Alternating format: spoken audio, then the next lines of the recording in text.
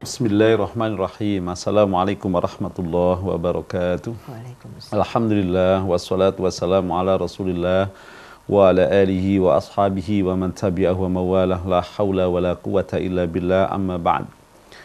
Pendengar Rasil dan pemirsa TV Rasil yang dimuliakan oleh Allah, alhamdulillah sore hari ini qadarullah kita bisa berjumpa kembali lewat udara.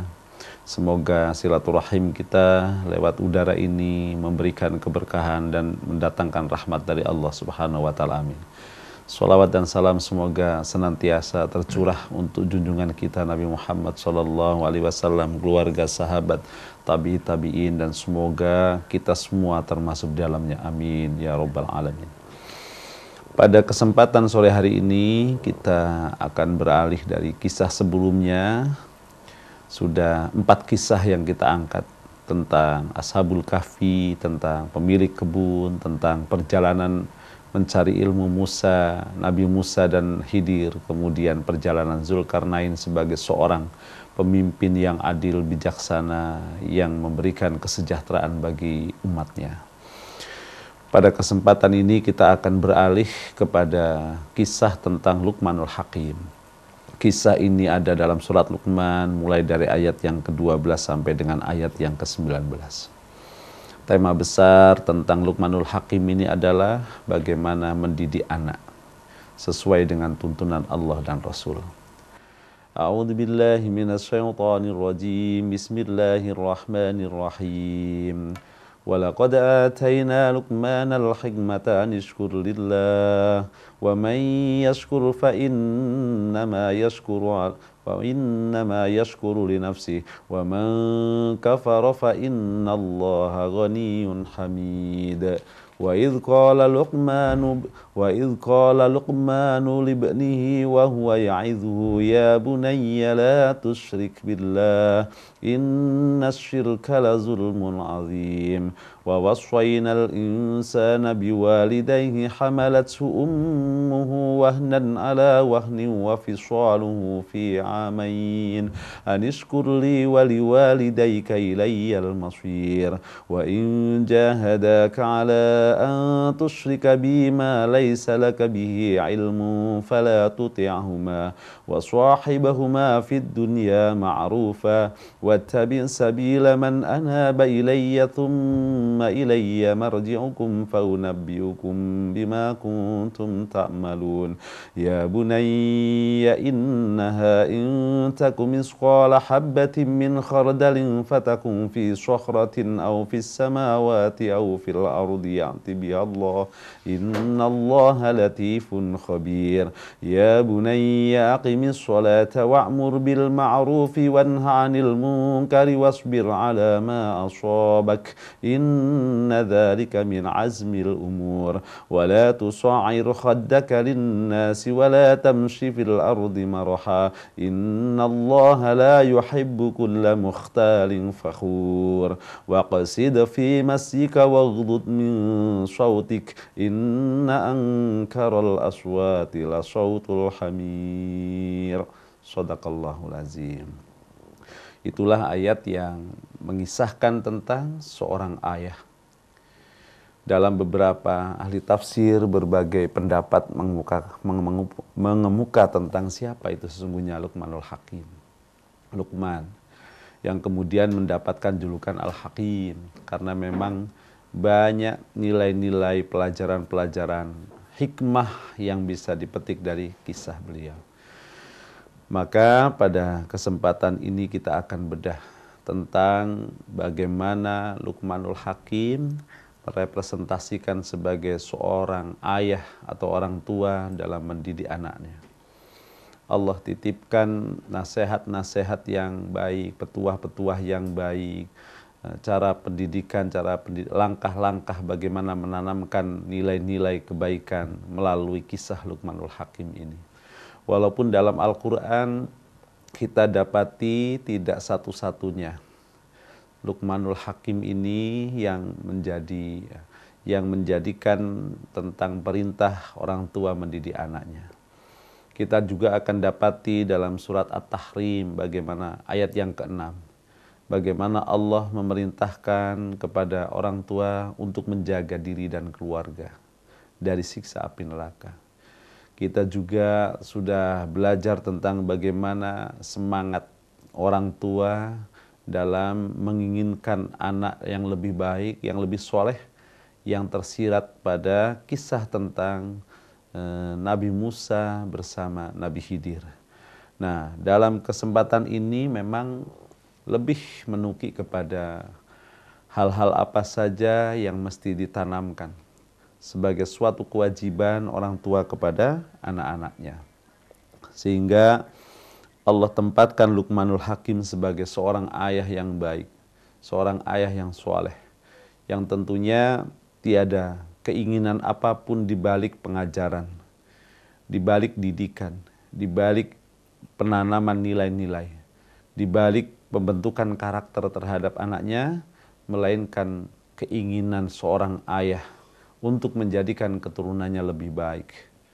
Lebih baik dari sisi keimanannya, lebih baik dari sisi kualitasnya, dan lebih baik dari sisi kiprahnya dalam kemanfaatan terhadap manusia. Subhanallah. Maka dengan diangkatnya Luqmanul Hakim menjadi tokoh pada ayat ini dan kedudukannya sebagai orang tua itu menunjukkan netralitas. Apa-apa yang akan diajarkan oleh Luqmanul Hakim sebagai seorang ayah tentu tidak ada keinginan, tidak ada kepentingan, tidak juga bermaksud menggurui, dan juga akan jauh dari dugaan orang-orang yang menduga secara negatif. Karena porsi Luqmanul Hakim dalam pengajaran ini dia sebagai seorang ayah. Dan kalimat-kalimat yang diajarkan kepada anaknya pun dengan panggilan kepada anakku sayang. Itu menunjukkan adalah betapa netralnya tentang Luqmanul Hakim dari segala kepentingan di balik keinginannya, kecuali di balik keinginannya sebagai seorang ayah mendapatkan putra yang lebih baik. Kisah tadi bisa kita buka kembali, baik yang di rumah atau pemirsa Rasil TV, dalam surat Luqman mulai dari ayat yang ke-12 sampai ayat yang ke-19. Ayat-ayat yang tercantum pada surat tersebut telah kami bacakan tadi. Lebih luas lagi kita bisa membuka tafsir yang banyak yang sekarang sudah berkembang. Baik dari bahasa Arabnya yang sudah diterjemahkan dan itu bisa kita dalami lagi. Yang jelas pada ayat ini Allah memberikan pelajaran yang sangat berharga lewat Luqmanul Hakim untuk kita teladani sebagai orang tua. Dengan banyak pertanyaan, sejak kapankah kita sebagai orang tua diwajibkan untuk mendidik anak? Kemudian apa-apa sajakah yang mesti kita ajarkan kepada anak? Bidang apa sajakah yang mesti kita tanamkan pada diri anak-anak kita? Kemudian pada usia berapa sajakah? Apakah sepanjang hidup mereka? Apakah nilai-nilai ajaran yang mesti kita ajarkan kepada mereka itu tidak hanya sebatas ketika mereka masih dalam naungan, lindungan, kemudian tanggungan orang tua? Bagaimana ketika mereka juga sudah menjadi dewasa seperti layaknya manusia dewasa yang telah memiliki keturunan? Tentu ini juga akan menjadi pertanyaan bagi kita. Ternyata betapa luasnya Islam itu bicara tentang pendidikan. Maka salah satunya adalah yang akan kita bedah. Ayat-ayat yang kita baca tadi minimal ayat yang surat apa tadi Bu Nuning? Surat Luqman. Ya. Ayatnya ayat yang ke-12 sampai ke-19. Dalam ayat-ayat tadi Allah cantumkan 6 perintah. Isinya adalah 6 perintah dan 3 larangan. 6 perintah dan 3 larangan. Itulah perintah-perintah yang dituangkan melalui nasihat Luqmanul Hakim kepada putranya. 6 perintah itu adalah, bisa kita lihat, Pertama, perintah mendirikan sholat. Yang kedua adalah perintah untuk menyeru kepada kebaikan. Yang ketiga adalah perintah untuk kita supaya bisa bersikap tegas mencegah kemungkaran. Kemudian yang keempat adalah perintah untuk bersabar terhadap segala musibah. Yang kelima adalah perintah untuk bersikap sederhana dalam berjalan. Yang keenam adalah perintah untuk merendahkan suara dalam pergaulan dan berinteraksi. Itulah 6 perintah yang ada dalam surat Luqman 12 sampai dengan ayat yang ke-19. Adapun larangan-larangan yang terdapat padanya ada 3. Pertama, larangan berlaku musyrik atau mempersekutukan Allah Subhanahu wa taala. Yang ketiga adalah memalingkan muka dari manusia. Yang ketiga adalah berjalan dengan sombong. Itu yang dilarang. Jadi ada berapa tadi Bu Nuning? Ada 6 perintah dan 3 larangan. Subhanallah. Jadi ayatnya begitu panjang, tapi kalau dihafal pun bisa cepat hafal. Untuk 1 halaman itu kurang lebih. Nah, itu sudah menyimpulkan tentang bagaimana kewajiban seorang ayah. Dari 6 perintah itu, kemudian dengan 3 larangan itu, jika ini saja menjadi pokok perhatian sebagai orang tua dalam membina, mengajarkan kepada anak-anaknya, maka insya Allah kaitannya dengan Allah akan tercapai hablum minallah, kaitannya dengan manusia juga akan tercapai dengan akhlakul karimah. Kewajibannya hamba kepada Allah pun akan terwakili di sana. Nah, perintah yang pertama memang berkaitan tentang sholat nih. Masalah. Walaupun kalau diurut itu ada larangan dulu. La tusyrik billah. Nasihat pertama adalah tauhid. Nah, agar manusia, agar anak itu mengenal siapa Allah. Kemudian setelah mengenal Allah, dia juga dilarang untuk berbuat kemusyrikan. Nah, ini juga menjadi pelajaran bagi kita. Bagaimana kita mengenalkan Allah. Allah artinya adalah kalimat yang secara lafadz ya, Bunding ya, Allah itu mempunyai makna sendiri. Sebagaimana Allah memiliki sifat-sifat yang banyak. Asmaul Husna. Ar-Rahman itu artinya maha pengasih. Ar-Rahim maha penyayang. Allah juga mempunyai makna. Allah itu dengan kalimat ilahun, asal kata dari ilah, yang berarti adalah al-ma'bud, yang disembah. Ketika masuk kepadanya Allah itu bermakna ya. Menurut Ibnu Abbas itu bermakna Allah adalah zat yang berhak disembah dan wajib diibadahi. Jadi kita mengenalkan Allah sebelum kepada bagaimana sifat-sifat Allah, terus bagaimana kekuasaan Allah, bagaimana keagungan Allah. Jadi mulai dari kalimat Allah saja sudah kita mengajarkan kepada anak itu suatu hal yang prinsip. Allah itu berasal dari kata ilahun yang artinya al-ma'bud, yang disembah. Jadi kita kenalkan hanya Allah lah zat yang berhak untuk disembah. Tidak ada kata lain, tidak ada Tuhan lain, tidak ada sesembahan lain. Jadi makna la ilaha illallah itu begitu melekat supaya dipahami oleh anak-anak kita. Allah lah yang berhak disembah dan wajib diibadahi.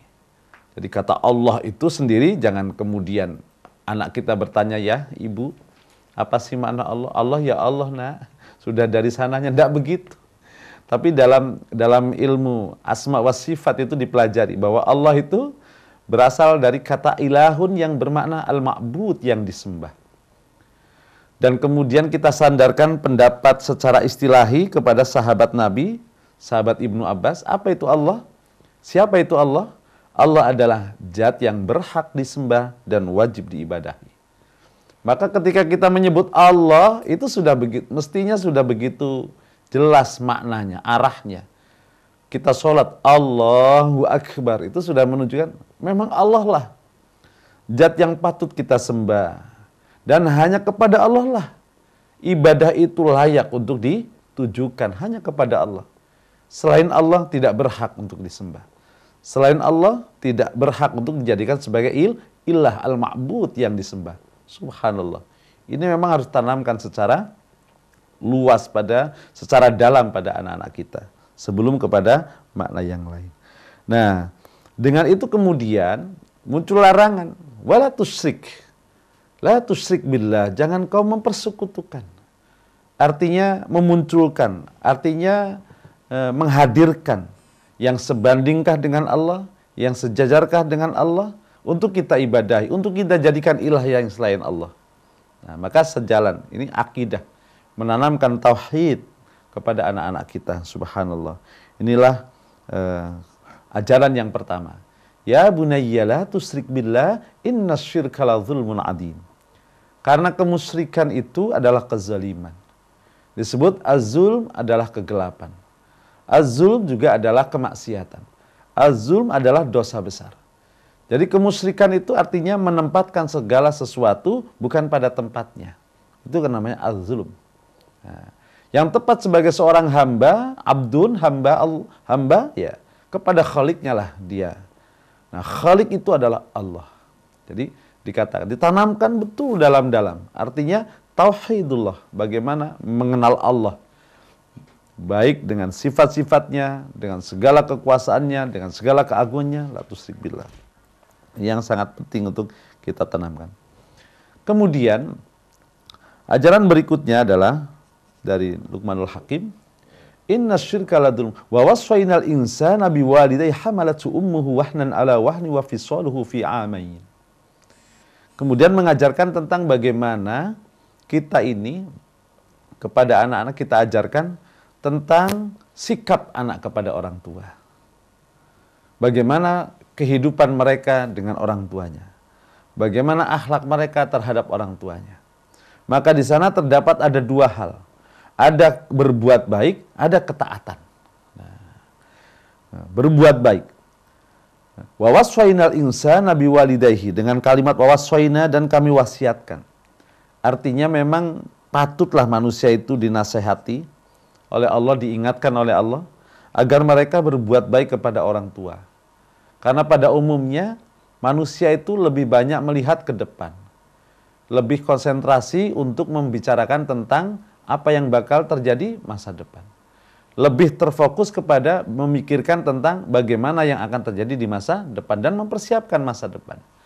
Artinya perjalanan anak-anak kita, keturunan kita itu jauh lebih menyita perhatian dan fokus kita dalam hidup ini dibanding kita menengok ke belakang. Dalam arti nasab berarti memperhatikan orang tua kita. Kemudian menjaga orang tua kita. Bagaimana membangun silaturahim tetap, birrul walidain kepada orang tua. Sehingga ayat ini mengajarkan kepada kita, jangan kau lupakan tentang orang tuamu. Wa wasfainal insan. Hadirnya kita karena mereka secara zahiriah. Hadirnya kita menjadi seperti ini karena usaha dan ikhtiar mereka. Bahkan kemungkinan besar kalau kita lihat dari doa, dari peristiwa tentang Nabi Musa dengan Nabi Khidir, ada kaitannya kemuliaan anak itu dengan upaya, baik itu doa, usaha, dan kesolehan orang tuanya. Maka diingatkan, proses bagaimana hadirnya manusia, mulai dari tidak ada, kemudian ada dalam rahim, kemudian menjadi membebani orang tuanya, wahnan ala wahnin, kemudian sampai ia dilahirkan ke muka bumi ini, kemudian bagaimana proses ia disusui hingga mencapai 2 tahun, dan segala macam bentuk kebaikan orang tua kepada anaknya untuk menjadikan anaknya lebih baik. Itu adalah sesuatu yang patut untuk disyukuri, patut untuk diingat, dan patut untuk dibalas dengan bentuk kewajiban birrul walidain kepada kedua orang tua. Tidak ada mengenal tentang berlainan agama. Jadi kalau kaitannya adalah berbuat baik, tidak akan pernah putus. Sampai kapanpun seorang anak itu berkewajiban untuk birrul walidain. Hatta meskipun orang tuanya itu berlainan agama. Jadi kalau bicara tentang berbuat baik, hubungan kebaikan itu adalah kewajiban, tidak mengenal batas. Tapi kalau berkaitan tentang ketaatan, karena dalam ayat ini ada 2 terhadap orang tua itu, tentang berbuat baik dan tentang ketaatan. Bila dengan ketaatan, lain lagi ceritanya. Di situ disebutkan, wa in jahadaka ala an tusyrika bima laisa laka bihi ilmun fala tuti'huma. Jadi kalau kaitannya tentang ketaatan kepada orang tua, fil ma'ruf tentunya. Jika kita dipaksa, kita diajarkan, kita diarahkan kepada hal-hal yang menyalahi Allah dan Rasul, maka tidak wajib taat bagi kita kepada kedua orang tua. Jadi ada dua, pertama temanya adalah berbuat baik, tidak kenal batas. Tapi kalau kaitannya tentang ketaatan, tentang kepatuhan, maka ketaatan dan kepatuhan itu hendaknya yang sejalan dengan Al-Quran dan Sunnah Rasulullah Sallallahu Alaihi Wasallam. Wattabi sabila man anaba ilayya summa ilayya marji'ukum faunabbiukum bima kuntum ta'malun. Itulah ayat-ayatnya. Nah, di atas akidah, di atas keimanan itu kemudian perintahnya adalah sholat. Nah, ini juga menjadi suatu hal yang urgen betul. Dan menunjukkan bahwa perintah pertama tentang sholat itu adalah memang ibadah yang penting ini sholat. Ibadah yang harus menjadi perhatian besar orang tua kepada anak. Masya Allah. Inilah sholat. Dan ini tidak bisa dianggap remeh. Dan sering terjadi betapa banyak anak-anak itu menjauhi nilai-nilai kebaikan karena berawal dari ini nih. Tentang sholat ini yang diabaikan tentang pengajarannya. Subhanallah. Apalagi ini berkaitan tentang bulan Rajab. Di mana-mana kita ingat tentang bulan Rajab itu kaitannya ya peristiwa Isra dan Mi'raj.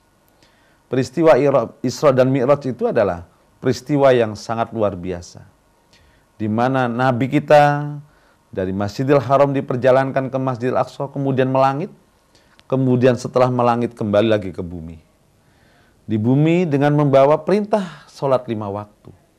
Artinya, dari sisi peristiwanya, peristiwa turunnya syariat sholat ini sendiri sudah luar biasa. Dan sholat itu dijadikan sarana untuk mengangkat derajat ruh manusia supaya melangit. Begitu kira-kira. Subhanallah. Ini jangan sampai dianggap sepele. Jadi Allah titipkan nasihat untuk orang tua, mendidik anak, hal apa saja yang prioritas melalui kisah Luqmanul Hakim. Setelah penanaman akidah, yang kedua adalah bagaimana sholat itu menjadi ibadah yang sangat diperhatikan untuk dijalankan secara baik dan benar teratur sesuai dengan petunjuk Allah dan Rasulnya. Inilah sholat. Karena luar biasa ini. Dari situlah akan lahir manusia-manusia yang melangit jiwanya. Jadi tidak manusia yang membumi terus. Karena kalau manusia yang membumi, dia tidak akan pernah puas. Dan akan cenderung kepada kesombongan, cenderung kepada kebanggaan, cenderung kepada mengikuti hawa nafsu. Itu yang ada. Tapi kalau manusia-manusia dengan jiwa yang melangit, inilah yang akan menjadikan manusia yang luar biasa. Subhanallah. Manusia yang jiwanya melangit itu, dia akan menjadi orang yang sabar dalam kesulitan dan tidak akan pernah bangga dalam kelapangan. Dia akan bersyukur kepada Allah. Itu orang yang jiwanya melangit. Subhanallah. Orang-orang yang jiwanya melangit itu orang-orang yang tidak akan pernah putus asa karena kesempitan dan juga tidak akan pernah menepuk dada sombong karena kelapangan. Prestasi dia, berilmu dia, tetap akan menjadi orang yang berilmu lagi tawadu dan bersyukur kepada Allah. Berharta dia akan menjadi orang yang pandai bersyukur dia. Kalau dia menjadi orang yang dipercaya sebagai pejabat, dia akan tetap dalam konsistensinya menjaga amanah-amanah yang Allah berikan. Itulah jiwa-jiwa yang melangit. Subhanallah. Cobalah kalau kita hanya membumi, maka pandangan kita akan terbatas dengan dinding rumah, kebun, dan jarak pandang yang kita punya. Tapi kalau kita melangit, Masya Allah, kita akan lihat betapa luasnya karunia Allah ini yang diberikan kepada manusia dengan kepemilikan yang sedikit. Kita punya rumah yang luas, begitu kita mengangkasa saja, 100 meterkah, 1000 meterkah di atas permukaan bumi, akan menjadi nampak kecil yang kita miliki. Semakin tinggi lagi ke atas lagi, akan semakin kecil lagi.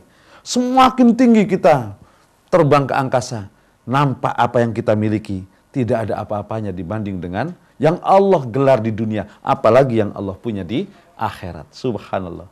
Ini peristiwa sholat saja, dari peristiwanya melangit kemudian membumi. Dan 5 waktu yang dibawa oleh Allah dalam kewajiban sholat itu untuk mengangkat jiwa-jiwa manusia. Supaya manusia yang membumi ini jiwanya bisa melangit dan bisa meraih kemuliaan. Subhanallah. Ini sholat. Nah, itu baru dari sisi peristiwanya saja. Nah, ya, dari sisi peristiwanya. Belum kepada apakah sholat itu menjadi kebutuhan? Nah, gimana Bu Nuning? Apakah sholat menjadi kebutuhan? Nah, tentu kalau kita lihat, pertama, sholat itu menjadi kebutuhan secara pribadi. Bukankah kita ini sebagai manusia menghendaki memiliki jiwa yang bersih, memiliki jiwa yang jauh dari kotoran, memiliki hati yang suci, begitu kan? Allah adalah zat yang maha suci. Dan kalau kita ingin dekat dengan Allah, tentunya kita harus banyak memperbaiki diri dan mensucikan diri. Nah, Rasulullah SAW mengisyaratkan bahwa sholat 5 waktu itu ibarat adalah sungai jernih yang mengalir di depan rumah kita. Kalaulah secara fisik diri kita ini kotor, berlumuran darahkah, berlumuran kotorankah, berlumuran nodakah? Bayangkan jika di depan rumah kita air yang jernih kita membersihkan dalam sehari 5 kali mandi, apa yang bisa kita simpulkan? Tentu kita akan selalu dalam kondisi suci. Masya Allah. Jadi Allah sediakan sholat ini sebagai waktu untuk menyucikan diri. Waktu untuk mensucikan diri. As-sholatu ila sholawat kafarah. Makanya waktu sholat sampai waktu sholat lain adalah sebagai satu penghapus dosa-dosa kecil. Masya Allah. Kalau kita hitung usia kita, berarti Masya Allah, hampir dikatakan seluruh kesalahan kecil kita dihapus oleh sholat. Nah, luar biasa. Jadi kalau dikatakan sholat itu tidak hanya sekedar ibadah yang begitu saja, tapi memiliki makna yang luar biasa. Dari peristiwanya saja luar biasa, kemudian dari sisi kebutuhan, mestinya kita sikapi sholat itu menjadi kebutuhan kita. Itu sholat. Nah, jadi pengenkah kita menjadi manusia yang suci? Pengen, ayo. Nah, mandi dalam sehari 5 kali dengan sholat 5 waktu. Masya Allah. Kita sadari bahwa kita adalah manusia yang banyak dosa. Dosa disengaja maupun dosa yang tidak disengaja. Yang kita sadari atau yang tidak kita sadari. Nah, Allah sediakan itu untuk membersihkan kotoran noda kita dengan sholat 5 waktu. Nah, makanya di sana disebutkan setelah menanamkan tentang tauhid, kemudian bagaimana menanamkan tentang pentingnya birrul walidain yang disejajarkan dengan bersyukur kepada Allah terhadap bersyukur kepada manusia, maka kemudian Luqmanul Hakim mengajarkan, ya bunayya innaha intaku misqala habbat. Ya bunayya aqimis sholat. Ya anakku, dirikanlah sholat. Kan itu sholat adalah sesuatu yang penting. Nah, ini. Yang kedua, sholat juga menjadi kebutuhan bagi keluarga. Sehingga Rasulullah menyebutkan as-sholatu imaduddin. Sholat adalah tiang agama. Nah, kalau masing-masing keluarga, orang tuanya, bapaknya sholatnya baik, berarti tiang agamanya kuat. Istrinya sholatnya baik, berarti tiang agama juga. Anggota keluarga anak-anaknya juga sholatnya rajin, nah berarti luar biasa. Jadi keluarga yang ditopang dengan tiang-tiang agama yang kuat, Masya Allah. Inilah yang memungkinkan lahirnya keluarga yang sakinah, mawadah, warahmah. Masya Allah. Siapa yang tidak ingin? Tentu kita semuanya menginginkannya. Keluarga yang sakinah, mawadah, warahmah. Jadi tiang-tiang keluarga itu bisa kita pancangkan dengan masing-masing anggota keluarga menjalankan sholat dengan baik. Itulah tiang keluarga yang kokoh dengan kokohnya tiang agama pada keluarga. Nah, itu secara keluarga. Secara sosial, begitu jelas ayat menyebutkan. Berarti sholat itu sebenarnya kebutuhan sosial. Karena Allah terangkan, inna sholata tanha anil fahsya'i wal munkar. Sholat itu mampu menjadi dinding, menjadi benteng, menjadi penghalang dari keinginan manusia berbuat keji dan mungkar. Jadi sudah begitu jelas, andaikan sholat ini dilaksanakan dengan baik dan benar, khusyuk, oleh semua umat Islam. Artinya Muslim itu sudah membangun dinding yang tebal, dinding yang hebat, dinding yang kokoh, jauh dari nilai-nilai kemaksiatan dan kemungkaran. Masya Allah. Enggak ada jaminan lain selain secara bermasyarakat ini ya kita menjalankan syariat sholat dalam hidup kita. Nah, jadi sholat tidak lagi menjadi suatu kewajiban, tapi sudah meningkat kepada kebutuhan pribadi, kebutuhan berkeluarga, dan kebutuhan sosial. Subhanallah. Nah, makanya ini perintah yang pertama yang diajarkan oleh Luqmanul Hakim kepada putranya. Yang berikutnya adalah aqimis sholat wa'mur bil ma'ruf. Nah, wa'mur bil ma'ruf ini kan menunjukkan betapa tertanamnya karakter itu. Wa'mur bil ma'ruf. Artinya bagaimana anak-anak kita itu punya respon, punya sensitivitas. Ketika melihat kemungkaran itu, dia tidak setuju. Begitu kira-kira. Nah, ini kan harus dari orang-orang yang berkarakter. Betul. Nah, kita kemarin sudah belajar tentang dalam sisi lain bagaimana Nabi Musa bereaksi keras ketika Nabi Khidir membunuh seorang anak. Ya kan? Itu menunjukkan apa? Menunjukkan bagaimana seorang murid itu memiliki karakter yang kuat. Nah, karakter orang mukmin itu adalah begitu peka melihat kemungkaran. Wa'mur bil ma'ruf. Nah, jadi kepekaan untuk mengajarkan, berdakwah gitu ya. Jadi bagaimana dia mengembangkan kebaikan yang ada pada dirinya bagi orang lain. Wa'mur bil ma'ruf, mengajak orang untuk mengajak berbuat baik. Masya Allah. Punya kepekaan. Jadi kalau ada orang yang jauh dari nilai kebaikan, dia dekati, dia ajarkan. Karena apa? Karena memang pada dirinya itu sudah tertanam karakter yang baik. Dia ingin dimanapun dia hidup, membentuk milieu yang baik. Membentuk kawan-kawan yang baik. Itu kan mengarahkan sohib-sohib yang baik. Apalagi waktu itu sudah kita bahas, apa itu sohib sahabat? Sahabat itu adalah orang yang peduli dengan kita. Dikatakan sahabat. Kepedulian itu bukan dengan ukurannya mengikuti apa yang diinginkan oleh sahabat kita. Perhatian itu, kepedulian itu ukurannya jelas, Al-Quran dan Sunnah. Jika kita punya sahabat, maka tanda benar sahabatnya kita terhadap sahabat kita itu, jika kita punya rasa, memiliki. Artinya ketika saudara kita mulai menyimpang, disitulah kita akan berperan bagaimana menjaga saudara kita tidak keluar dari nilai-nilai kebaikan. Jika dia sudah terlanjur berbuat kemaksiatan, disitulah peran kita bagaimana kita menarik kembali supaya dia dalam kebaikan. Itu namanya sahabat begitu.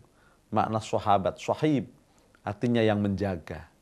Nah, subhanallah. Jadi tanda orang yang mukmin yang berkarakter tadi ya, wa'mur bil ma'ruf. Selalu berkeinginan baik. Dan juga selalu ingin melihat orang lain berbuat kebaikan. Nah, Masya Allah. Karena apa? Bukan hanya sekedar sok-sokan, tidak. Saya orang soleh maka saya ajak orang. Enggak begitu, tidak. Tapi makna wa'mur bil ma'ruf ini, dia tahu persis bahwa kebaikan ini tidak hanya akan berdampak baik pada dirinya, dunia, tapi juga akan berdampak kepada kebaikan di akhirat. Tidak hanya akan menyelamatkan dirinya secara fisik, tapi juga akan memberikan penyelamatan secara rohani. Begitu. Masya Allah. Itu hebat betul. Nah, jadi tanda bahwa dia berkarakter itu begitu. Lah saya apanya dia? Dia saudara saya bukan secara nasab. Dia tetangga saya di sini juga bukan. Karena dia seorang muslim. Sebagai tanda kasih sayang terhadap sesama muslim, ajak dia kepada kebaikan. Karena ajakan kepada kebaikan itu sesungguhnya adalah ajakan mengajak kepada kebahagiaan dunia dan akhirat. Selamat hidup dunia dan akhirat. Nah, begitu kira-kira. Subhanallah. Nah, ini yang perlu ditanamkan pada anak. Bagaimana kita menjadikan anak kita tidak hanya dia sholat hebat pada dirinya, tapi lahir dampak dari sholat itu tadi. Keinginan membentuk milieu dan tempat manapun dia berada, bermanfaat bagi orang lain. Wa'mur bil ma'ruf wanha 'anil munkar. Begitu pula sebaliknya. Terhadap kemungkaran bukan diam saja. Terhadap melihat pelanggaran bukan diam saja. tapi juga ada kepekaan. Coba, subhanallah. Jadi responnya luar biasa. Begitu Nabi Musa melihat Nabi Khidir melubangi, Anda salah, begitu. Meskipun dia gurunya, walaupun dia belum tahu hikmah dibalik apa yang dilakukan oleh Khidir. Ini tanda-tanda bahwa dia punya kepekaan. Tidak berarti kemudian ketika lagi belajar tentang normatif, tentang akhlak, oh iya ya, ini yang baik, ini yang buruk, ini yang boleh, ini yang tidak boleh, ini yang haram, ini yang halal. Tapi ketika sudah terjun di masyarakat, sudah tahu bahwa itu buruk, nggak enaklah dia teman saya, nggak nyamanlah dia tetangga saya, oh dia atasan saya. Tidak begitu. Justru sikap yang semacam inilah yang akan menyelamatkan tidak hanya dirinya secara pribadi, tapi akan menyelamatkan banyak orang. Subhanallah.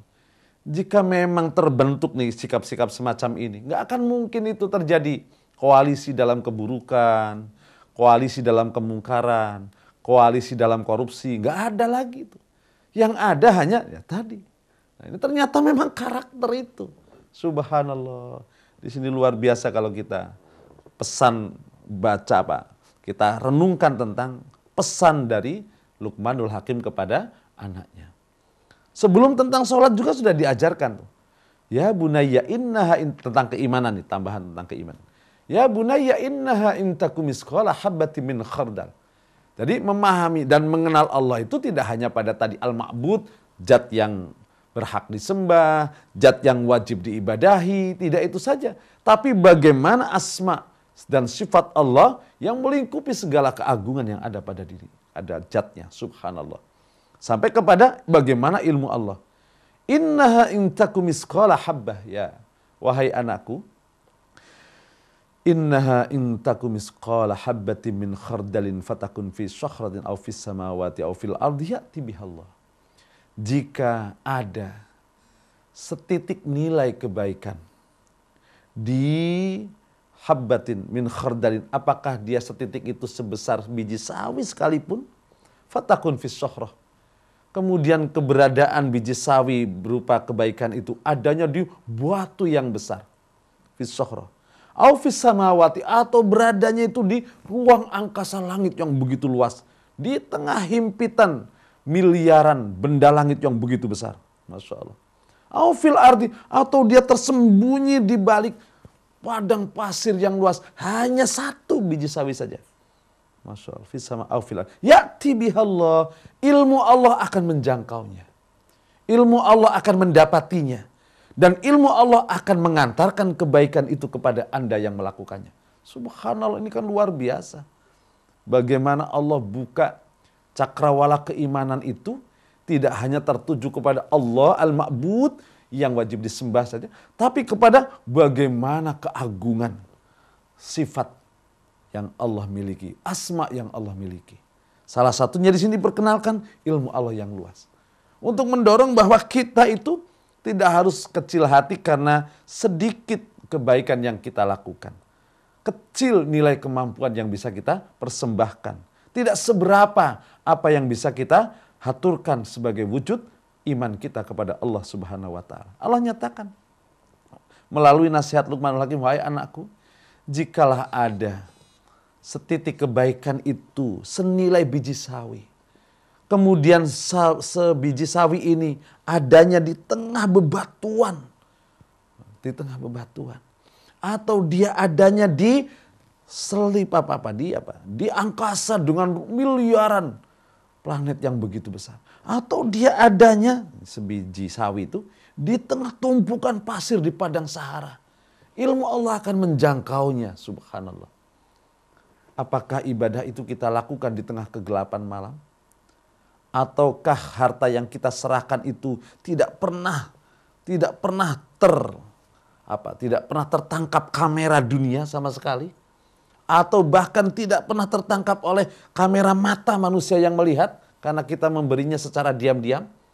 Masya Allah, kapanpun itu kita lakukan, maka ilmu Allah akan menjangkau sebutir biji sawi itu dan akan mengembalikan kebaikan itu kepada Anda. Subhanallah. Jadi tidak ada yang tertutup, tidak ada ruangan yang tidak terawasi, dan tidak ada tempat yang tertutupi dari ilmu Allah. Semuanya dalam pengawasan yang begitu hebat dari kemahabesaran, kemahaluasan ilmu Allah Subhanahu wa ta'ala. Nah, begitu subhanallah. Itu keimanan. Jadi itu tadi tentang sholat ya. Setelah perintah keimanan, tentang perintah mentauhidkan Allah, kemudian larangan untuk berlaku syirik kepada Allah, kemudian Allah kenalkan tentang salah satu bentuk keimanan itu tentang keluasan, tentang pengawasan Allah Subhanahu wa ta'ala. Secara ubudiyah diajarkan pertama, ibadah itu sholat. Sholat itu penting, peristiwanya juga penting. Karena sholat itu menjadikan mi'raj, ya, menjadikan jiwa manusia melangit. Kalau dalam hadis itu kalau tidak salah, Rasulullah SAW, as-sholatu mi'rajul mu'minin. Sholat itu adalah mi'rajnya orang-orang yang beriman. Jadi mi'raj, melangitnya atau naik ke atasnya hati orang-orang yang beriman. Mengadukan kepada Allah, menyandarkan kepada Allah, dalam makna kemudian irtifaul akal kalau tidak salah. Jadi mengangkat segala konsentrasi itu ilallah kepada Allah Subhanahu wa ta'ala. Kemudian bersyukur kepadanya, wanatlubul ma'unah, dan memohon pertolongan kepada Allah Subhanahu. Namanya as-sholat mi'rajul muslimin. Artinya sholat itu punya fungsi menjadikan muslim itu melangit jiwanya, mengarahkan kepada Allah zat yang maha segala-galanya. Dan dalam aplikasi realisasinya sholat itu memang menjadi kebutuhan. Kebutuhan secara pribadi, kemudian kebutuhan dalam rumah tangga, kemudian kebutuhan secara sosial. Nah, baru perintah yang kedua adalah wa'mur bil ma'ruf. Muslim itu bagaimana dia berkarakter. Kita punya anak yang berkarakter. Bagaimana tanda anak yang berkarakter? Anak yang berkarakter itu adalah anak yang menginginkan kebaikan tidak hanya pada dirinya, tapi kebaikan ada pada lingkungannya. Bagaimana caranya? Kalau kebaikan itu tidak selalu secara otomatis bagi dirinya, dia akan ciptakan lingkungan kebaikan dimanapun dia berada. Begitu pula sebaliknya terhadap kemungkaran. Orang yang berkarakter itu adalah orang mukmin yang membenci kemungkaran. Maka bagaimanapun keberadaannya, dimanapun dia berada, ada kemungkaran, pasti di sana akan tegak berdiri keinginan merubah kemungkaran itu kepada kebaikan. Itulah yang mahal sekarang. Kalaulah anak-anak kita lihat kebaikan tidak respon, apalagi lihat orang-orang dalam ketidakbaikan tidak ada keinginan untuk merubahnya. Oh, berarti belum berkarakter. Anak-anak kita ngelihat hal-hal yang dibenci oleh Allah tidak ada respon. Hal-hal yang kira-kira dosa juga tidak ada respon. Oh, berarti Masya Allah jauh dari makna berkarakter tadi. Subhanallah. Ini baru kepada wa'mur bil ma'ruf wanha 'anil munkar. Wasbir 'ala ma ashabak. Masya Allah.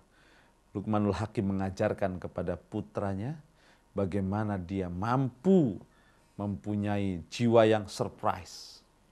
Tegar tetap dia. Jadi romantika hidup dunia ini adalah kenyataan yang harus dihadapi dengan kesungguhan dan keberanian. Begitu kira-kira.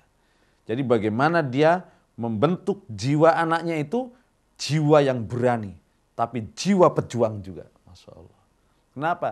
Karena tidak hanya yang senang-senang saja yang dia mesti hadapi dalam hidup ini. Dia harus menjadi orang yang berani. Karena hidup itu ada tantangan. Semakin tinggi mulia, semakin besar tantangannya. Beranikah dia? Nah, itu yang pertama. Yang kedua, sobar. Sobar dalam artinya menjaga komitmennya terhadap kebaikan. Masya Allah, luar biasa ini. Ajaran seorang ayah, penanaman nilai-nilai kebaikan Luqmanul Hakim kepada putra-putranya. Wasbir ala ma asobak.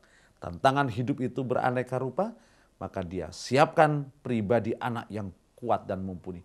Pemberani dalam menghadapi berbagai macam problematika hidup, juga tegar dalam menghadapi segala kemungkinan sebagai konsekuensi menjadi seorang muslim yang baik dan benar. Wasbir ala ma asobak. Inna dzalika min asmil umur.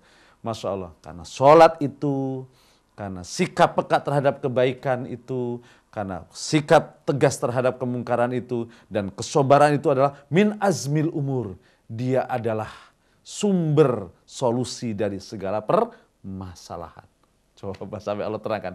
Inna dzalika min azmil umur. Salat itu sumber solusi dari segala permasalahan.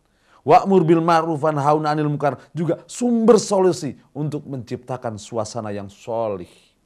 Wasbir ala ma'asobak juga adalah sumber solusi dari segala permasalahan hidup yang datang silih berganti. Inna dzalika min azmil umur. Suatu penutup ayat yang begitu indah dari 3 arahan solat wal ma'ruf bil ma'ruf wa'mur bil ma'ruf wa nahi 'anil munkar wasbir ala ma asobak. Wallahu a'lam bissawab.